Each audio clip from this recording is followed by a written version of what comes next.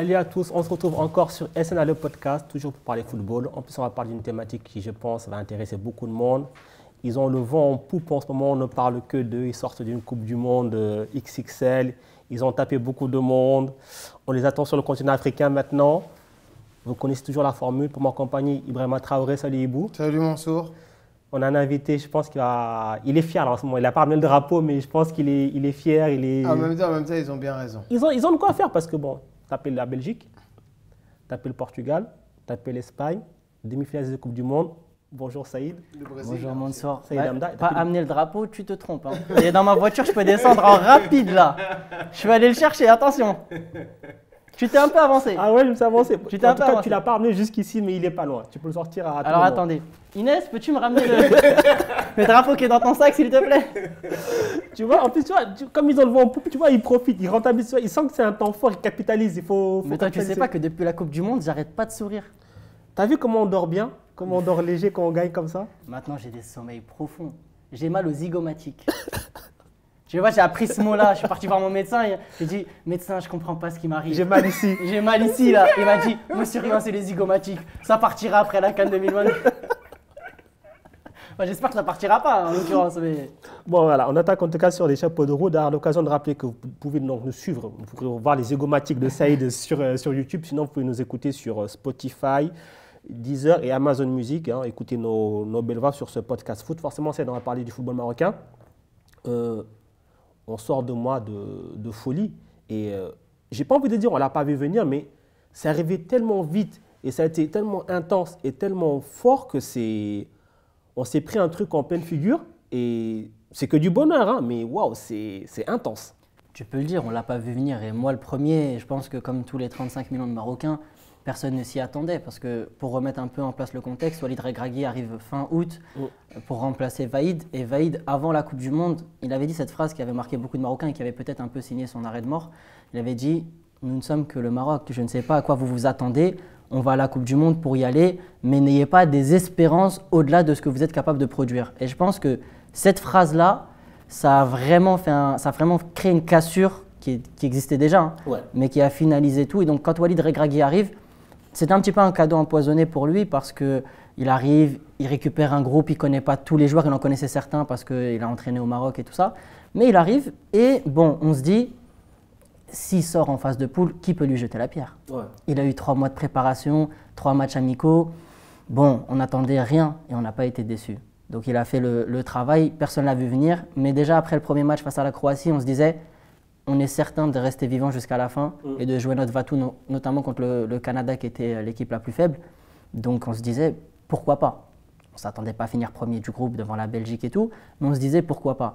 Mais c'est vrai qu'on part du postulat que tu as dit, on ne s'attendait à rien. On se disait, bon, on a viré l'entraîneur trop tard parce que Vaïd, on avait eu l'occasion de le virer bien avant, notamment après les résultats décevants à la CAN où il n'avait pas rempli les objectifs.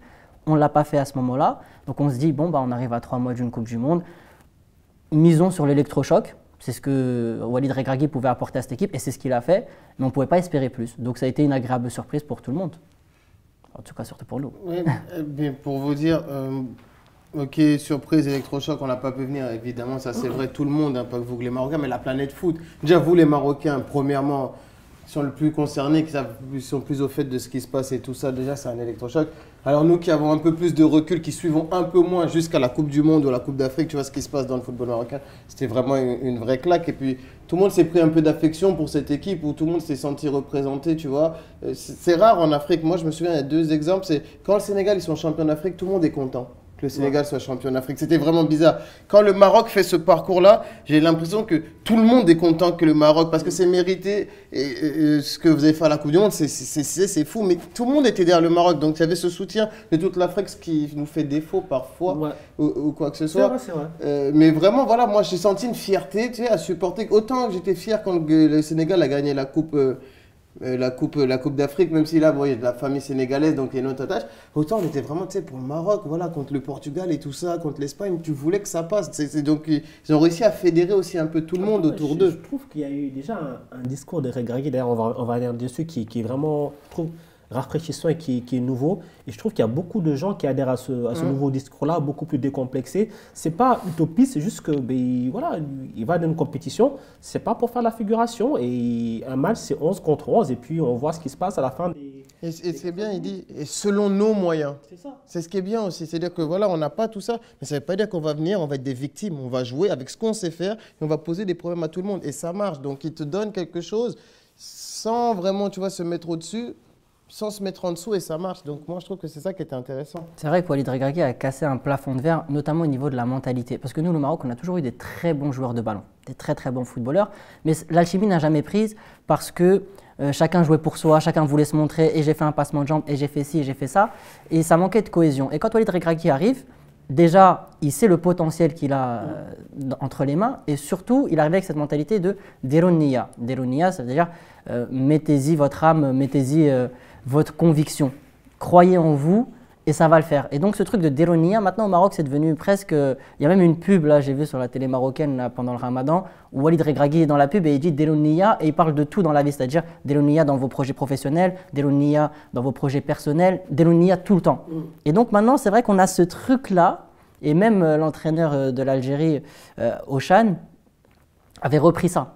Avait repris cette formulation, parce que du coup, comme on a la même langue, disait, voilà, Delounia. Donc c'est un état d'esprit qu'il a réussi à insuffler, et je pense que c'est quelque chose sur lequel on va pouvoir travailler sur de longues années maintenant. Parce qu'on se dit, c'est vrai que si on met une Nia, on peut le faire. Et en conférence de presse, Regragui le disait, il disait, vous pouvez me prendre pour un fou, mais je sais ce que je dis, et je sais ce que j'avance. Il disait, vous savez, si vous mettez une Nia, tout le peuple marocain, les joueurs, tout le monde se met dans cet état d'esprit-là, la balle, elle va taper le poteau, et elle va sortir. Vous ne le faites pas, elle tapera le poteau et elle rentre. Et ça s'est vérifié pendant la Coupe du Monde. Ouais. Le match contre l'Espagne, Sarabia à la 120e minute, vraiment là je ne serais pas ici en train de te parler, je serais au cimetière de Gennevilliers, je pense que si la balle elle était rentrée. Il frappe, 120e minute, la balle elle tape le poteau et elle sort. Et je crois qu'aussi contre le Canada, il la barre aussi et ça sort. Et donc on se dit, c'est un génie quand même, le gars il nous a prévenu, la balle elle tape le poteau mais elle ne rentre pas. Et je pense que peut-être dans un autre... cas de figure, dans une autre configuration, elle serait peut-être rentrée. Et d'ailleurs, justement, on parlait de Regragui parce que pour moi, c'est le facteur X de ce parcours. C'est pas, tout le mérite ne lui revient pas, mais c'est vrai qu'il a 3 mois. Il a 3 mois pour préparer une Coupe du Monde. Je veux dire, je dirais pas c'est un cadeau empoisonné, mais bon, encore que lui, si ça se passait mal, on n'aurait rien dit. Mais c'est faire ce qu'il a réussi à faire fédérer autant en l'espace de 3 mois, c'est pas rien. Et puis, ouais. En plus, j'ai envie de dire, mais comment est-ce que tu fais quoi? En 3 mois, tu viens parce que tu as quoi? Tu as 3 amicaux, tu récupères des joueurs comme ça. Surtout, tu avais récupéré des joueurs comme Ziyech, Mazraoui, qui n'avaient plus joué avec les autres depuis un moment. Il faut créer une alchimie. Tu as très très peu de temps en fait. En fait, en plus, les matchs amicaux n'étaient pas des matchs de très grosse envergure, sachant les adversaires que tu allais affronter. On a joué le Chili, bon, j'étais à Barcelone, on a joué le Paraguay à Séville, et ensuite on a fait un match amical contre la Géorgie. Bon, ce n'est pas la préparation la plus idéale quand tu dois te coltiner la Croatie, le Canada et la Belgique.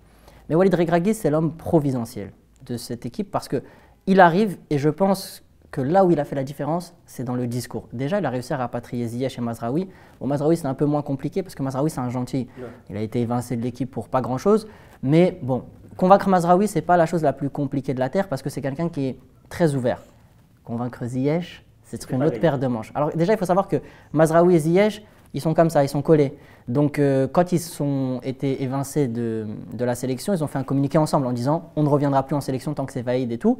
Donc c'est vrai que si tu convaincs Mazraoui, tu convaincs indirectement Ziyech. Et si tu convaincs indirectement Ziyech, tu convaincs indirectement Mazraoui. Donc il faut savoir qu'ils marchent en binôme les deux.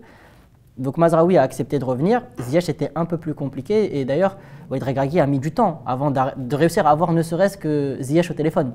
Ça, il faut le savoir. Ziyech avait coupé les ponts avec la fédération parce que c'est un gars, il donne tout et il donne rien.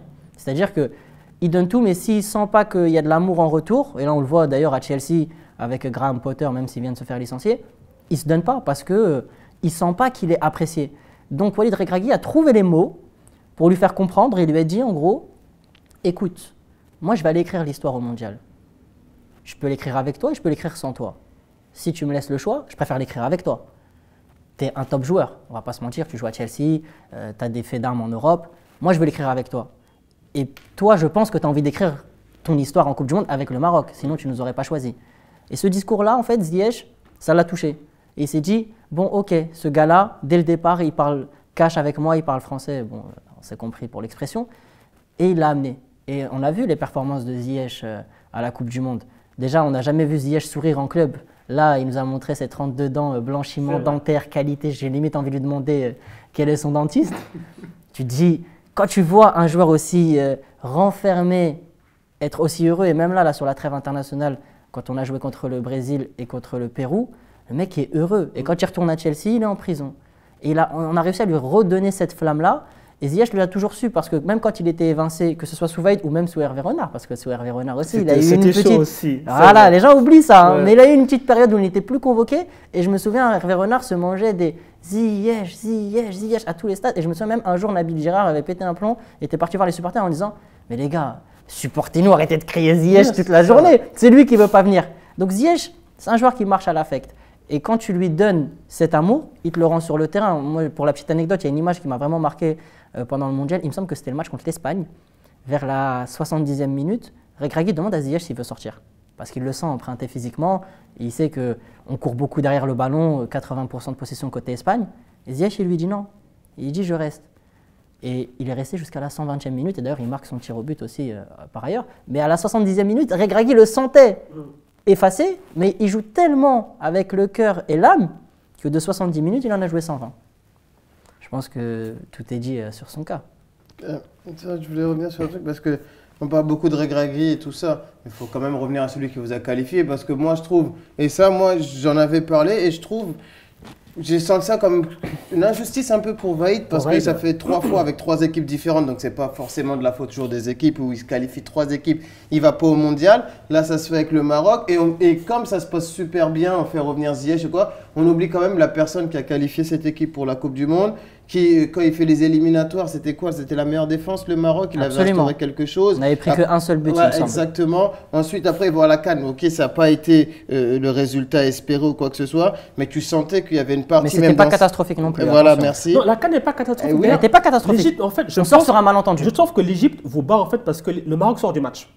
Ouais. Mentalement, les Égyptiens arrivent à faire sortir les Marocains du match. Exactement. Parce que même moi, depuis ma télé, je suis sorti du match. Exactement. Ouais, moi, il ne fallait pas que je croise un Égyptien dans les 48 heures. Voilà. J'allais finir en garde à vue. Je dis, là, nous, on a trouvé la parade. Les lasers.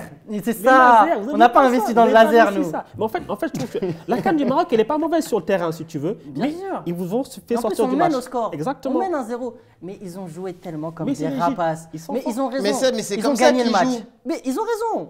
Ils nous ont fait sortir du match. Après, je pense que c'est là aussi où on a payé un peu notre inexpérience à ce niveau-là. Mais ils faisaient que de casser, que de ci, que de ça. Et du coup, les Marocains commençaient à s'énerver, commençaient à ne plus être football. Et ils nous ont eu à l'usure. Et après, bon, voilà, ils ont gagné ce match-là. C'est le football. Après, c'est vrai ce que tu dis, Vaïd, quand même, voilà, 3 fois. Après, on reprend comme il n'y a pas grand-chose à lui reprocher finalement à Vaïd, comme on avait attention. lui dit. Alors attention. Moi, c'est mon avis. Regarde les 3 fois. C'est pas mauvais ce qu'il fait, le boulot qu'il fait. Je suis désolé. D'abord, Côte d'Ivoire. Il s'est fait évincer parce qu'après, ils mettent Sven-Goran Eriksson. Ouais, il aussi qui vient vite fait. Qui vient vite fait, mais. Tu te souviens, on avait Guy Demel ici. Tu te souviens ce qu'il a dit sur Vaïd? Il a dit quand même que ça avait été mieux tout d'un coup avec Sven-Goran Eriksson. C'est la réalité. Je suis d'accord. Ensuite, il va au Japon, il se fait virer aussi pareil. Ouais, voilà la Coupe du Monde aussi. Il sort la Coupe du Monde. Et là, le Maroc. En fait, Vaïd, au Japon, il ne se fait pas virer pour les bonnes raisons. Pour les bonnes raisons, on est d'accord aussi. Au Japon, il se fait virer parce que les Japonais, une fois qu'ils arrivent en Coupe du Monde, ils voulaient un entraîneur japonais qui incarne l'équipe. Ouais. Là, en l'occurrence, c'est vrai que ce n'est pas de sa faute. Mais pour rebondir sur ce que tu dis, alors il y a 2 choses. La première, c'est que Vaïd, s'il se fait virer 3 fois avant une Coupe du Monde, le dénominateur commun de tous ces événements, c'est toi. Ça reste Vaïd. Oui. Donc j'ai envie de te dire, ok, nous le Maroc, nous sommes les grands méchants loups de l'histoire. Mais la Côte d'Ivoire aussi est les grands méchants loups de l'histoire. Ouais, et le Japon est les grands méchants loups de l'histoire. Ouais, ça, je suis d'accord avec toi. À un moment donné, il faut qu'il se remette en question. Vaïd, il a de l'âge. Donc, il veut mourir avec ses convictions et ses préceptes. Et il se dit, moi, je suis Vaïd, je suis comme ça, c'est apprendre ou à laisser. Je trouve que ce n'est pas une super mentalité. Ça, c'est vraiment un jugement personnel. Mais il est comme ça. Donc, à partir de ce postulat-là, tu as un gars qui ne fait pas de concessions. Donc, quand tu ne fais pas de concessions et que tu te mets en opposition frontale avec ta fédération, voilà ce qui arrive. Maintenant, tu as souligné un point très important et je pense que tous les Marocains devraient garder à l'esprit le travail que Vaïd a fait. En fait, j'ai envie de te dire, l'ère du Maroc a recommencé avec Hervé Renard. Hervé Renard, il arrive, tout est rasé, c'est catastrophique. il remet des fondations, très bon travail. Après, Hervé Renard s'en va de lui-même parce qu'il sent qu'il ne peut pas faire plus avec cette équipe et il a cette intelligence-là. Ensuite, on récupère Vaïd. Vaïd qui apporte cette rigueur, cette méchanceté. Parce que nous, les Marocains, nous sommes quand je parle de footballeurs, nous sommes des joueurs qui prennent la confiance. On est détente, on aime bien rigoler, on aime bien on n'est pas focus que football. Et je pense que Vaïd a apporté ce truc-là. Déjà, il a arrêté de sélectionner pas mal de joueurs. Il en a ramené des nouveaux. Il avait fait un énorme travail en Europe. Ça, il ne faut pas le souligner. Il est parti chercher, après, ce n'est pas les joueurs du siècle, mais il est parti chercher Ayman Barco, que personne ne connaissait, qui joue en Allemagne. Il allait chercher les frères Mahé. Il jouait à Mayence à l'époque, effectivement. Mais il est parti chercher les frères Mahé qui jouaient à Ferencváros. Donc, bon, il a fait quand même un énorme maillage. Il est parti voir quel est le vivier marocain. Il a fait ce travail-là. On ne peut pas lui retirer. Ensuite, Regragui a bénéficié du travail de Vaïd. La défense. En fait, Vaïd, il a dit quoi? Bon, je vais construire mon équipe à partir d'en bas, les fondations. Si je veux gagner des titres, il faut que j'ai une très bonne défense et on verra pour l'attaque plus tard. C'est vrai qu'on avait des problèmes, nous, pour finir. On n'a pas vraiment de numéro 9 tueur, même si En-Nesyri s'inscrit un petit peu dans ce registre-là. Il a formé la défense. Donc, Bono, c'est lui qui met Bono, parce qu'à l'époque, c'était Mounir, le titulaire, qui est un très bon gardien par ailleurs, mais il instaure Bono. Ensuite, la charnière centrale, Aguerd, Saïs. Mazraoui à droite, en l'occurrence, après il a changé avec Adam Massina et il mettait Hakimi à gauche, là où il y a une petite divergence avec Regragui. Mais il a mis cette ligne de défense et on ne prenait pas de but. Après, c'est vrai qu'on n'a pas joué non plus des adversaires très coriaces, il faut le reconnaître. Mais on avait cette stabilité-là, cette base-là. Regragui, quand il arrive, il ne trouve pas une équipe en chantier. Il trouvait juste une équipe qui était déconnectée de son entraîneur, où le discours ne passait plus. Mais il trouve une équipe qui était tactiquement en place, cohérente. Et donc, il a travaillé sur ces bases-là. Et je pense que tout Marocain ne doit pas être ingrat avec Vaïd, et doit lui donner les fruits de son travail. Il nous a stabilisés. C'est là où on avait beaucoup de mal. Alors, il y avait des défauts parce que c'est vrai que Vaïd changeait tout le temps de tactique. Il changeait. Un jour, on jouait en 4-4-2, un jour en 4-2-3-1, un jour en 3-5-2. Enfin, ça changeait tout le temps parce qu'il s'adaptait à l'adversaire et il voulait brouiller les pistes. Donc, du coup, les joueurs, ça leur faisait péter les plombs parce qu'il n'y avait pas de schéma préférentiel. Parce que Regragui a changé et lui, il a toujours joué avec son 4-3-3 habituel. Mais il faut lui reconnaître quand même qu'il nous a insufflé cette culture de la gagne. Déjà, la grosse remontée au classement FIFA, elle est due à Vaïd parce qu'on ne perdait quasiment plus de matchs. Je crois que Vaïd, sur son mandat, il a 3 défaites. Dont une à la fin qui lui a coûté cher contre les États-Unis 3-0. Je me souviens, c'était à 1h du matin, je sortais du taf, j'ai parti regarder. Et quand moi je me suis senti trahi, je me suis dit 1h du matin, je suis essoré. Tout ça pour nous faire balader comme ça par les États-Unis d'Amérique. Les mecs, ils appellent le football le soccer. Et je me dis, en plus, ils n'ont même pas appuyé. Ils se sont dit, mon pauvre Marocain, rentrez chez vous tranquille 3-0. Et je me suis dit, aïe, aïe, aïe, la Coupe du Monde, ça va être dur. Mais je te dis, moi, il y a d'autres trucs que je ne comprends pas. C'est qu'à la CAN, je me souviens bien, quand les Marocains ils marquent, ils vont sauter sur Vaïd. Pas qu'une fois. Tous les joueurs. Je pense pas que le groupe l'a lâché. Voilà, ils l'ont lâché à la fin. À la fin, après. À la fin, ils l'ont Parce lâché. qu'à la CAN, en tout cas, ils l'ont pas lâché. Hein. À la CAN, ils l'ont pas lâché. Ça allait voir Raï, ça allait voir Vaïd. Bouffal, Hakimi. Bouffal, même après les interviews d'après-match, il y avait une complicité. Donc, tu sais que ça veut dire que Vaïd dur, qu'il n'y a pas son groupe, il va mourir avec ses présents. Je trouve que c'est compliqué en fait. Comme tu as très bien expliqué, je trouve que c'est un gars qui est très bien quand tu es dans des sections un petit peu en dilettante et qu'il faut remettre de la fermeté, de la discipline. Je trouve que pour ça, il est extra. Parce que justement, il a cette mentalité-là. Par contre, après, le fait d'être inflexible dans le football actuel, c'est très compliqué. Parce qu'il faut pouvoir t'adapter. Et lui, c'est à tout le groupe de s'adapter à lui. Et ça, ce n'est pas possible. Et ça, ce n'est pas possible. Et à un moment donné, ça pète. Et je trouve que jusqu'à la CAN, ça allait. Il y avait des hauts et des bas. Il y avait plus certains joueurs et autres. Mais ça allait encore. Et après la CAN, tout d'un coup, tu commences à avoir le délitement parce que déjà son discours, il change. Et aussi, je pense peut-être parce que tu as des joueurs qui commencent au fur et à mesure à en avoir un petit peu marre et qui veulent voir autre chose parce que, comme tu l'as dit, les Marocains, le profil du joueur marocain, c'est justement, c'est un joueur. C'est un joueur de ballon, c'est pas du catenaccio, du machin et tout. Et Vaïd, grosse défense, puis après on verra. Mais non, en fait, tu as aussi des joueurs pour proposer autre chose. Et je pense que c'est là que petit à petit, qu'il y a eu une cassure, qu'il y a eu déjà avec le groupe, ou du moins certains joueurs, et ensuite aussi une cassure avec la fédération, quand on voit son avec les supporters. Avec les supporters. Bon, ça c'était encore autre chose parce que… Mais les supporters, il faut savoir qu'au Maroc, les supporters ont énormément d'incidence sur les décisions de la fédération, parce qu'il y a une énorme pression populaire. En fait, Vaïd, tout est une histoire de contexte. Le contexte a changé défavorablement pour lui après la CAN. Parce qu'avant la CAN, tu le soulignais, les joueurs étaient avec lui et tout, parce qu'on sentait qu'on pouvait la gagner. Donc tout le monde, c'était union sacrée, Vaïd, c'est l'homme qui va nous mener à la victoire et tout. Mais quand on se fait éliminer contre l'Égypte, par surprise, parce que le match, on le maîtrisait, footballistiquement parlant, on était au-dessus de l'Égypte, donc on se disait tout est carré, 4e minute, on marque sur penalty, bon, tout est bien dans le meilleur des mondes. Mais quand il sort de la CAN en quart de finale, alors que les objectifs fixés par la fédération, c'était au moins demi, il perd en crédibilité auprès du public, auprès de la fédération et auprès de ses joueurs. Ça casse quelque chose, ça. Parce qu'on se disait, tactiquement, je crois qu'il avait sorti Bouffal aussi assez tôt dans le match. Bouffal sort tôt, ouais. Il sort tôt dans le match parce qu'il considère que Bouffal ne défend pas, alors que c'est quand même un joueur qui peut te faire la différence, peut-être pas en marquant un but, mais en créant, ouais. En créant. En plus, les Égyptiens jouaient très dur. Bouffal, c'est un mec qui subit énormément de fautes.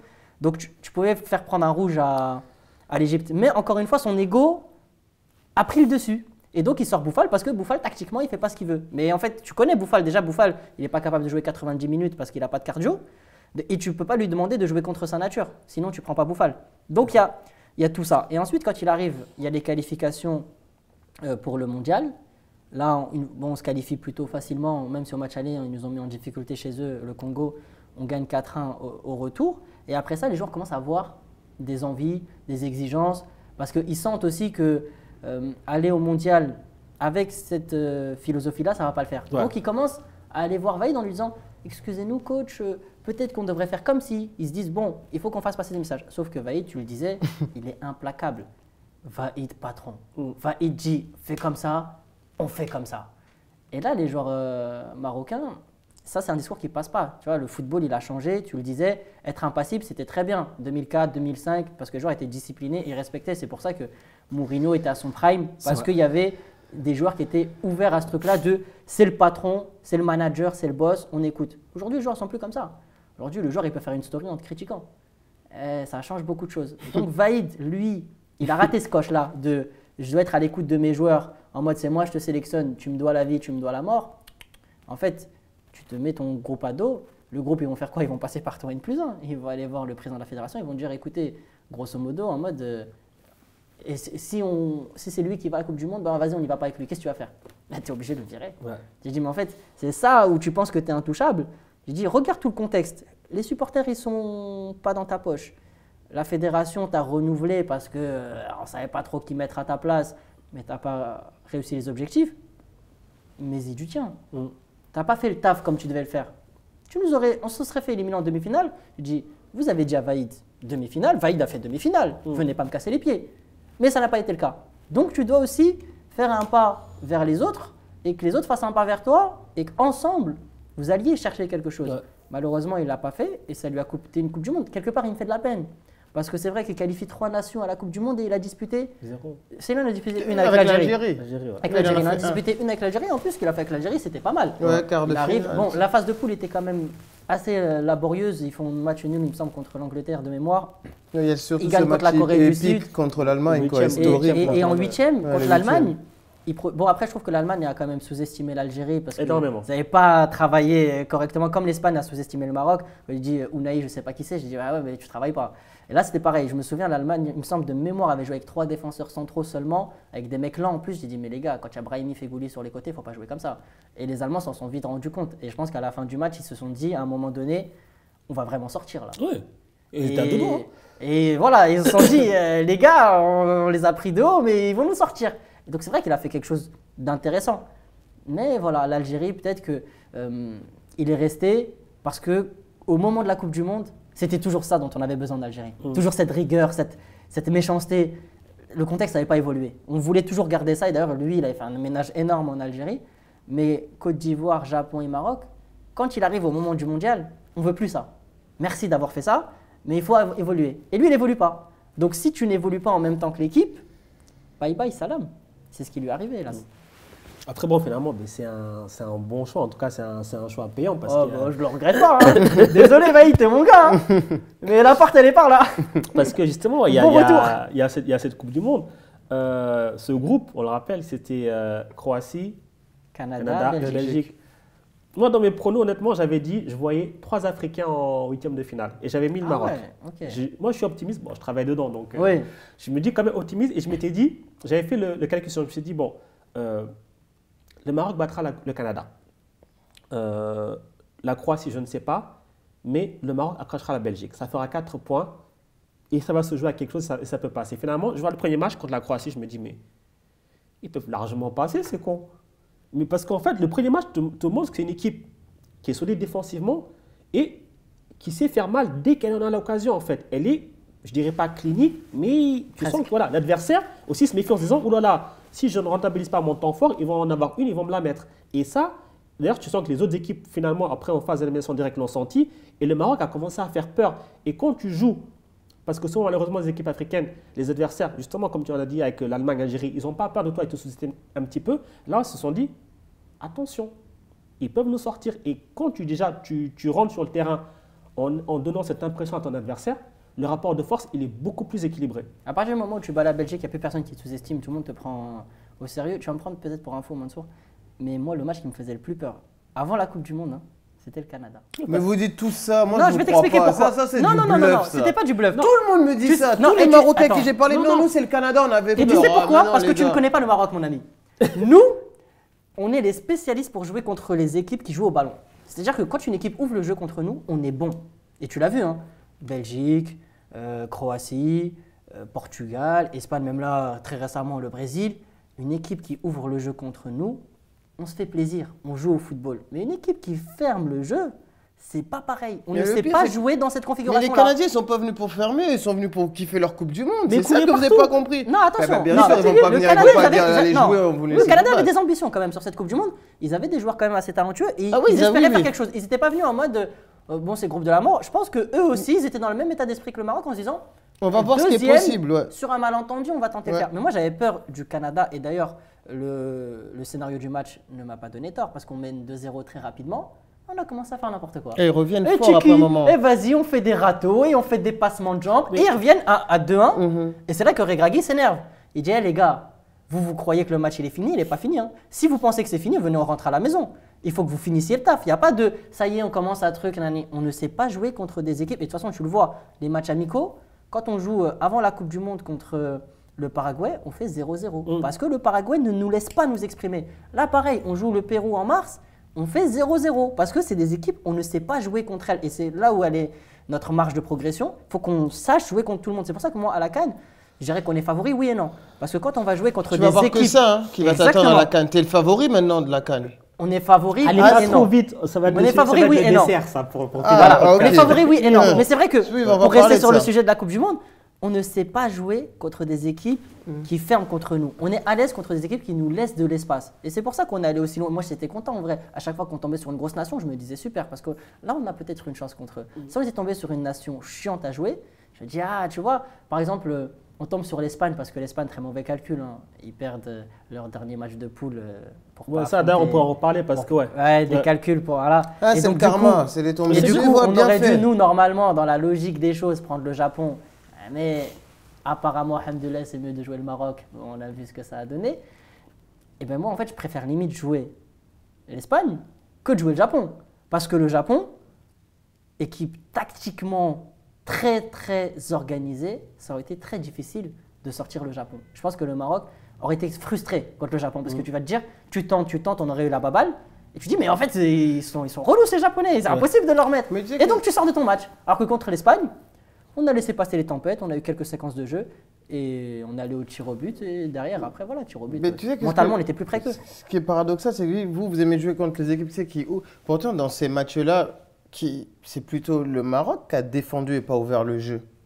Alors, Contre l'Espagne, c'est le Maroc qui a Mais surtout après- défendu contre le Portugal. après, contre l'Espagne, tout le monde Quoi que défend. ce soit. Ouais, c'est-à-dire contre l'Espagne, tout le monde défend. l'Espagne, honnêtement, On n'est pas les seuls. Il y a très peu d'équipes Oui, qui leur... par la nature du jeu espagnol. Voilà. Mais quand même, contre le Portugal, d'abord, l'idée, c'était de bien défendre. Et comme il a dit, on va piquer au moment où il faut. Ouais. Et ça a toujours Je vais- fait je vais mouche. te donner une Comme la citation. Croatie. Le Maroc a fait comme la Croatie. La Croatie, ils peuvent défendre 100 ans. Peu importe le scénario, ils vont jamais abandonner. Et il y a toujours un moment où ils vont marquer contre le Brésil, par exemple. Tu dis, mais comment c'est possible qu'ils reviennent? Tu vois, et le Maroc, c'est ça.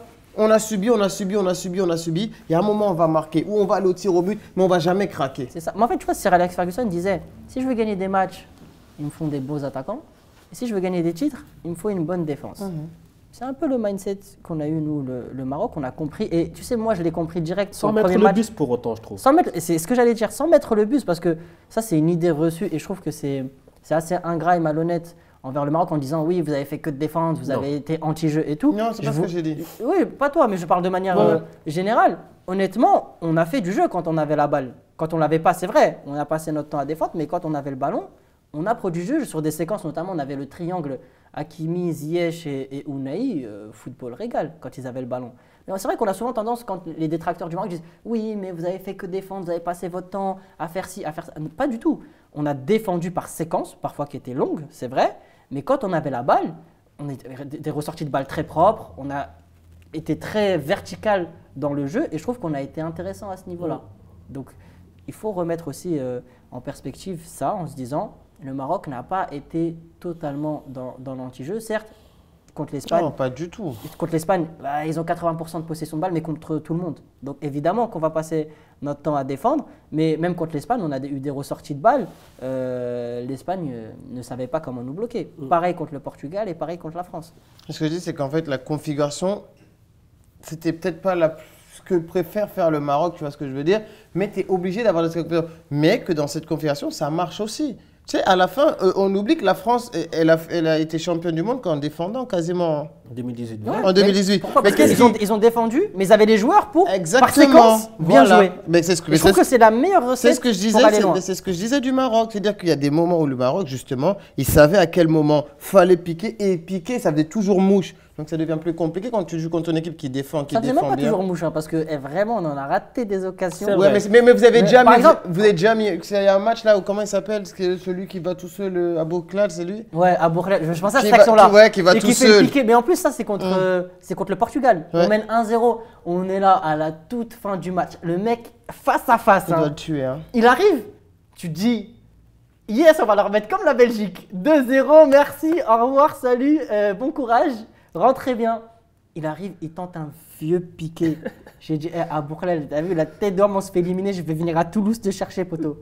Mais en plus, c'est quand ça c'est marrant, à la fin du match, t'as Ziyech et Sabiri qui vont le voir, parce qu'à Bourlel, il est comme ça, ils lui mettent une tarte dans la tête, et ils lui disent, là-bas, là, tu te fous de la gueule du monde. Ça, c'est mais tu peux pas rater ça. Mais en fait, c'est ça le problème du Marocain. Il est là, il se dit, je peux pas mettre un but. Je vais mettre un beau but. Ouais, je vais mettre un but de ouf. Mais mets un but, frère. Mets pas de beau but, mets un but. On va se rappeler de moi. Voilà, je veux rentrer dans la légende. Je suis le mec qui a mis un piqué au gardien du... Ah, arrête. Marque. Alors que tu marques de la main, t'es déjà dans la légende. Tout le monde s'en tu mets un pointard, hein. T'es le roi du pétrole, frère. Je dis non, mais c'est incroyable. Et ça, c'est le Marocain, pareil. Et franchement, on a raté énormément d'occasions. Je ne veux pas tirer sur l'ambulance, mais Hamdallah, Chedira, là. Vraiment, les mecs sont pas écologiques. Hein. Déchets. Ça se trouve, c'est eux qui vont te faire gagner à la CAN. Faut faire attention. Faut faire attention. Je crache jamais sur l'avenir. Mais là, je me permets. Je reviendrai dans 1 an, quand on aura gagné la CAN sur doublé de Hamdallah, but de Chedira. Je vous dirai, les gars, Émile Zola a dit j'accuse. Moi, j'ai dit je m'excuse. C'était toi. C'était toi, t'étais dans le vrai. Non, mais justement, on va parler de la CAN parce que maintenant, forcément. Alors, juste avant de parler de la CAN, oui. Un petit point sur le match contre la France, parce que ça me fait plaisir d'en parler. Vas-y. Pour moi, il y avait pénalty sur Sofiane Bouffal et pas faute sur Hernandez. Il est très important de souligner. Pour moi. Pour toi. Pour moi. D'accord. Il y avait faute sur Sofiane Bouffal. Mais selon moi. Selon moi. Voilà. Et selon c'est mieux selon 35 millions de Marocains, après avoir revisionné les images, en n'ayant plus d'émotion, en étant vraiment à jeun. Je veux dire, même là, en période de Ramadan, je peux le voir et peux vous dire la même chose sans crainte de casser mon Ramadan. Je pense toujours qu'il y a un pénalty sur Bouffal. Et j'irai même plus loin. Pénalty sur Bouffal, on marque. Je pense que ça change la tournure du match. Franchement, je ne vais pas te relancer parce parce que dans certains scénarios dans ma tête, le trophée il est dans nos mains. Oui, mais... Ah oui. Allons loin. Faut se réveiller, Saïd. Là. Allez, c'est bon. Je referme la parenthèse, désolé. Je voulais que cette séquence-là, moi, dans le podcast. Justement, en parlant de trophée, il y en a peut-être un qui peut se profiler parce qu'il y a cette CAN 2023 qui va se jouer en janvier 2024 que tout le monde attend parce qu'on se dit va être hyper relevé. Là, le Maroc, vous venez de battre le Brésil, ça a fait beaucoup parler. 11e nation au classement FIFA, demi-finaliste de Coupe du Monde. Obligé, quand on va dire qui sont les favoris de la CAN, on va dire numéro 1, Maroc. Forcément. On ne peut pas se cacher. En fait, ça, maintenant, Et on ne veut pas se cacher, Ouais. j'ai envie de te dire. On ne peut pas se cacher et on ne va pas se cacher. Quand tu es top 4 mondial à la Coupe du Monde, tu ne peux pas venir en disant oui, non, mais je ne sais pas quoi. C'est ça. Évidemment que tu es leader, enfin tu es favori, et tu dois assumer ce statut-là et tu dois le respecter. C'est-à-dire que même aujourd'hui au Maroc, on dit bon, si on fait demi-finale, ce serait bien. Moi, je ne considère pas ça bien. Je pense qu'en dessous finale, parce qu'après une finale, voilà, c'est un match, on connaît tous les histoires de finale, mais en dessous finale, je pense que ce sera un échec. Parce qu'en fait, on a été tellement haut sur la scène internationale au niveau mondial qu'aussi sur le continent, on doit être capable de réitérer les mêmes exploits. Aujourd'hui, on a la qualité d'effectif, on a même une profondeur de banc, ce qui n'a pas toujours été le cas, pour faire quelque chose. Donc je me dis, Regragui a de très bonnes bases. Maintenant, c'est à lui aussi de réfléchir, de penser la manière à réussir à s'imposer en Afrique. Parce que c'est très difficile, il ne faut pas se leurrer. Réussir en Afrique, c'est différent. Je pense que même le Maroc sera toujours plus à l'aise en Coupe du Monde. Parce que tu vas il a un jeu plus propice. Voilà, tu as un jeu pour plus européen, plus léché, plus ça. Alors qu'en Afrique, tu as des équipes. Moi, je me souviens quand on joue contre le Malawi à la CAN précédente, on a failli sortir. Hein. Déjà, ils nous mettent un but que le mec ne remettra jamais ça dans sa vie. Là, il a volé de ouf. Là. Ben ouais, oui, il met ça à Bono, il met pas ça à n'importe qui. Le mec, tu sais, je vois ça, je me dis, bah ça c'est le Maroc. Ça n'arrive qu'à nous, ce genre de truc. On prend des buts qui ne remettront jamais. Ces joueurs-là, ils se disent, t'as fait quoi dans ta carrière? J'ai mis un putain de but contre le Maroc. Voilà, ça c'est nous. Donc on a aussi cette malchance un peu en Afrique qui nous suit depuis très longtemps. Là, j'espère qu'on aura la défense au complet. Ouais. Parce qu'attention, quand la défense du Maroc n'est pas au complet, c'est plus du tout la même équipe. On l'a vu de toute façon au mondial. Achraf Dari, je l'aime bien, hein, mais c'est pas suffisant. Jawad El Yamik, à la rigueur, ça peut faire le taf sur une compétition comme ça, mais c'est pas Aguerd et c'est pas Saïs. D'ailleurs, Aguerd, aujourd'hui, on peut parler de son niveau qui est pour moi vraiment très élevé. Je pense qu'aujourd'hui en Première Ligue, il est top 5. Je pense même mondial, il est top 5 défenseur aujourd'hui. Et je pense que cet été, il ne va pas rester à West Ham. Oui, il restera pas à West Ham. Je ne pense pas qu'il va rester à West Ham. Là, la top 5 mondial. Je pense, ouais. Sur une courte période, pourquoi pas? Ouais, je parle à l'instant T. Non, toi, tu veux pas avoir de problème avec les Marocains, donc tu vas dans ce sens top. Non, regarde, top 5 mondial, défenseurs centraux maintenant. Allez, tu sais quoi, on va être gentil. Tu sais quoi, top 10 mais voilà, on a parlé concrètement. Attends. Tu sais quoi, je vais aller dans ton sens. Il est top 10. Oui, je suis d'accord. Mais pas 5e. Mais pas 5e et pas 10e, c'est ça? Et pas 10e. Mais là, tu vois, là, je peux être d'accord encore avec toi. Mais top 5, non, les gars. Écoute, au mois d'avril, on parle. Ça se discute. Au mois d'avril, on parle, on peut le mettre. Tu sais comment on l'appelle en Première Ligue? Tu sais quel est son surnom? Attends, tu sais quel est son surnom en Première Ligue ou pas? Non, je sais pas. La Rolls-Royce. Ah, c'est bien ça. C'est magnifique. C'est super. Et parce que ce joueur-là, il est classe. Il a des qualités de fou. Très fort, hein. Mais même s'il a fait une erreur la semaine dernière, quand même, on va mettre ça sur le tapis. C'est que juste par rapport à ce que tu veux dire de top 5, moi, tu peux pas me mettre un défenseur top 5 qui joue la relégation en Première Ligue. Ils jouent plus la relégation, ils sont 14e du classement. Mais attention, soyons précis. Oui, toute la saison, vous avez été empêtrés dans ça. Me dis pas vous, je suis pas supporter de West Ham. Non, je parle de. Ah non, moi, je parle de Aguerd. Je parle de Aguerd et de West Ham, tu vois pas. Et que, en fait, quand tu dis que. Quand tu vas voir le top 5, tu vas prendre déjà les joueurs qui ont joué la Champions League et qui vont loin, tu sais, automatiquement. Bien sûr. Donc top 5, c'est beaucoup de dire ça. Top 10, je te l'accorde, top 10. Franchement, sur le potentiel, sur ce que je vois, comme je l'ai vu jouer et tout ça, à West Ham, je trouve que vraiment, oui. Alors en Afrique, déjà, c'est sûr, top 3 rapide, pour moi. Joueur qui a une très bonne lecture du jeu, anticipation, très bon de la tête. Franchement, il défend debout très souvent, ce qui est très rare chez un défenseur central. Il tape très peu. Il est très fort. Parce qu'il est très bon dans l'anticipation. En fait, il a un QI foot qui est très élevé et qui lui rend beaucoup service. Tu vois, ce top 5 là, ça va arriver dans son prochain transfert quand ce sera plus West Ham et quand ce sera maintenant les clubs qui jouent la Ligue des Champions pour la gagner, qui va être là. Moi, j'ai toujours dit, l'année dernière, je disais dans 2 ans, Aguerd il est dans un top club et je trouve même dommage en l'occurrence que le PSG ne s'est pas posé sur lui, sachant qu'il était à Rennes, il était dans ton championnat, tu l'avais. Et je me souviens en plus le match qu'il fait contre le PSG. C'est bien, West Ham. Le match qu'il fait contre le PSG, exceptionnel quand Rennes gagne 2-0. Je me souviens à un moment, il est à la course avec Kylian Mbappé, il a tenu Mbappé à la course et en plus il gagne le ballon. Et je me dis. Il y a très peu de défenseurs quand même qui sont en mesure de faire ça. Après, peut-être que voilà, le côté marocain fait que je le vois plus beau qu'il n'est. C'est totalement possible. Je le vois sous le prisme de l'amour. Enfin, de l'amour en tout bien, tout honneur, évidemment. Mais voilà, Aguerd, pour moi, c'est vraiment le défenseur moderne. Et je ne tiendrai pas le même discours que sur Saïs, par exemple. Alors que Saïs, c'est un joueur que j'adore absolument, il n'y a aucun problème. Mais pour moi, il y a une classe d'écart entre Aguerd et Saïs. Même Saïs Prime, quand il était en Première Ligue à Wolverhampton et tout, pour moi, Saïs, il avait un plafond de verre. Je t'aurais jamais dit ça sur Saïs. Pour moi, quand il était à Wolverhampton, c'était un très bon joueur de Première Ligue. Mais je le voyais pas dans le Big Six, tu vois.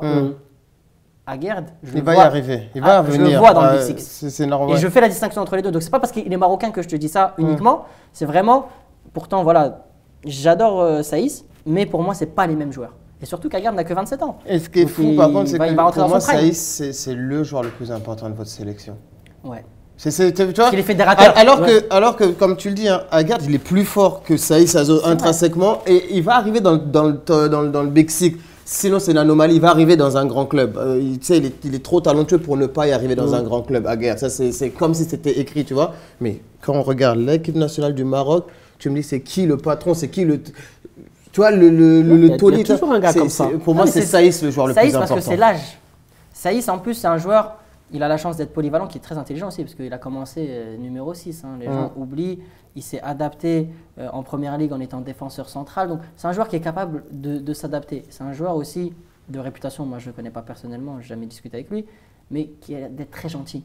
C'est-à-dire bienveillant dans le groupe. C'est-à-dire que tu as un problème, c'est ton capitaine.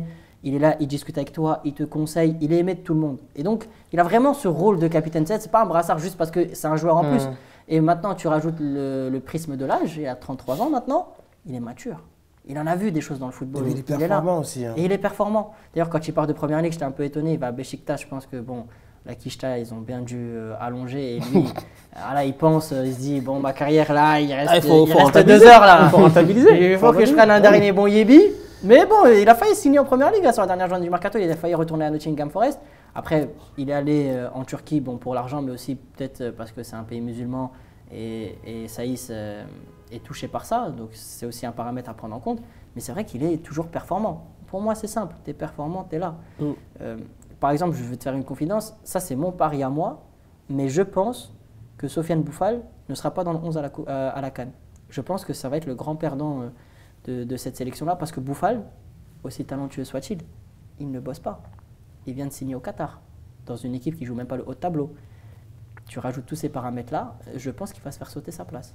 Tu as Amin Harit, tout le monde oublie Amin Harit parce qu'il s'est fait les croisés, mais Amin Harit à la CAN, si tu le veux, il sera présent. Tu as Abdel Zazouli aussi qui est là, qui est qualifié en plus en finale de Coupe du Roi avec Osasuna, qui prend de l'émergence, même si en sélection nationale, il est encore un peu fragile, il n'est pas… Mais tu as une… Mais il y a une vraie concurrence en fait. Concurrence, c'est pas… tu as une relève en fait, c'est le terme que je cherchais, tu as une vraie relève. Donc je pense que Boufal, ça c'est mon petit pari à moi, sera le grand perdant de cette Coupe d'Afrique.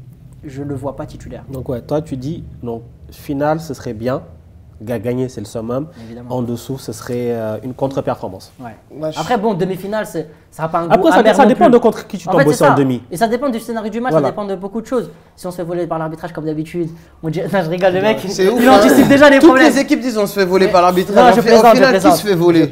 Évidemment qu'on se fait tous voler. Un jour c'est toi, un jour oui, mais certains plus que d'autres. Non, mais tu sais quoi, je vais être honnête, je trouve que contre le Brésil, l'arbitrage il était bancal. Mais c'est un match amical. Mais il était amical, mais l'arbitre parlait en arabe. Il était trop gentil avec nous. Je sais reconnaître. Et certes, on a battu le Brésil. Hein. Tu sais, mais l'arbitre il a lâché des choucrans à la fin de chaque phrase. Tu sais c'est qui l'arbitre de Brésil C'est un Tunisien. Mauritanie. C'est le même arbitre qui a arbitré Mauritanie et RDC. C'est le même arbitre. Ah, c'est lui. C'est lui. Le criminel là. Ouais. Qui a arbitré Brésil-Maroc, c'est le même qui a arbitré Moi, je pense qu'il s'est dit quoi? Je vais rentrer chez moi, pépère. Ça va bien se passer. Ils font des bons tours au Maroc. Détente. Parce que vraiment, Casimiro, il pétait un plomb. Moi, j'étais au stade. Il était là, il lui disait frérot, arrête. Alors, certes, parfois il y avait faute, mais il était trop généreux avec les Marocains et je suis le premier à le reconnaître. Il n'y a aucun problème. Mais moi, je me dis, pour toutes les fois où c'était contre nous, profitons de ce moment. Après, moi, je préfère me faire voler un amical. Évidemment. Évidemment. Mais après, revenons quand même sur la CAN. Moi, je pense aussi à peu près comme toi. Pour moi, quand tu vas parler de favori, tu es obligé de parler du Maroc actuellement. Tu ne peux pas te cacher et surtout, il faut que tu prouves que voilà, ce que tu as fait à la Coupe du Monde. Après, c'est difficile parce que en fait, ton statut, il change et surtout, ce que tu vas trouver comme opposition, ça va changer. À la Coupe du Monde, tu as trouvé des équipes comme l'Espagne. Tu savais qu'entre guillemets, ils vont, entre guillemets, je dis bien, dominer parce qu'ils ont le ballon. Et donc, c'est à toi de trouver des solutions. Là, ça va être différent, notamment en phase de groupe. Tu risques d'avoir 2 matchs pour commencer où l'équipe va te laisser le ballon. Et c'est toi qui vas devoir faire sauter le verrou. Et là, j'attends de voir un Maroc beaucoup plus protagoniste dans ce qu'il va faire, la première chose. Et ensuite, j'attends de voir l'adversaire en huitième. Et là, je me dis, pour moi, il faut que je vois le huitième pour me dire, est-ce que le Maroc pourra aller plus loin ou est-ce que le Maroc va à un moment donné se casser les dents ou le tour d'après en quart ou en demi. Mais je trouve que vraiment, c'est là vraiment qui va être là aussi, on va attendre Walid Regragui, c'est dire, voilà, tu as montré en Coupe du Monde que tu pouvais très bien t'adapter, taper sur ta base solide, sur ton jeu de transition qui est très bon et être efficace. Ok, mais maintenant, qu'est-ce que ça va être quand c'est toi qui vas avoir la balle peut-être 75% du temps? Qu'est-ce que tu vas en faire de ce ballon-là? Comme tu as dit, il n'y aura pas des gars comme Boufal. Tu auras Ziyech. C'est pas dit. C'est pas dit qu'il y aura pas Boufal. Peut-être que Boufal sera là. En fait, ça va dépendre de l'émergence des autres. Aussi. Parce que je pense que si Amin Harit, parce qu'Amin Harit pour moi est la plus grosse menace pour Boufal, mais Boufal a signé au Qatar. Donc après, Boufal, Harit, pardon, il faut qu'il se remette des croisés. C'est compliqué. Ouais, il a du temps encore. Après, il y a du temps. Mais il faut qu'il revienne bien, qu'il prenne le rythme. Ah, si, ça va le faire. Parce que il va reprendre bientôt là déjà. Voilà. Il aura tout l'été où il va être tranquille. Au début de saison prochaine, il sera rétabli complètement pour commencer. Non, et Amin Harit, c'est un bosseur. Normalement, c'est bon. Ça fait la différence. Donc, voilà. Après, Boufal n'est pas un bosseur. Déjà, en Ligue 1, il n'était pas le mec qui se l'a tué à la salle, à l'entraînement et tout. Là, il arrive au Qatar. Ils vont rien lui dire. Ils en ont rien à faire. Ils sont juste contents d'avoir signé un international marocain, un rebeu, et le numéro 10. Et voilà, il n'y a pas d'exigence derrière là-bas. Et Regragui, je me souviens dans l'émission de l'After sur RMC, il a plus ou moins directement menacé. Il dit, tu vas là-bas, pas de problème. Mais il faut que tu restes performant. Il dit, ça dépend que de toi. Moi, je vais surveiller et tout. Mais tu peux pas rivaliser avec des mecs qui jouent à l'Olympique de Marseille, des mecs qui jouent à Osasuna, le gars il joue contre le Real Madrid, le gars il joue contre le PSG. C'est pas pareil. Donc je pense que Boufal, moi je suis lui cet été, je prends la poudre d'escampette et je me trouve un défi en Europe. Parce que lui, il dit bon, j'avais pas d'autre offre, et c'est ce qui est peut-être vrai, parce qu'il part vraiment à la fin du mercato, peut-être qu'il n'a pas eu d'opportunité. Il faut que tu te les trouves. Change d'agent, fais tes trucs, trouve tes opportunités, parce que ta place elle est remise en question. D'ailleurs, il n'y a pas un paradoxe là entre tout ce qu'on a entendu après la Coupe du Monde par rapport aux joueurs marocains. Tu vois, pour Unai, on a entendu quoi? On a entendu tous les grands clubs, on a entendu Barcelone, on a entendu des clubs en première ligue. Au final, c'est une offre de 10 000, c'est pour aller à Marseille, tu vois. C'est bien.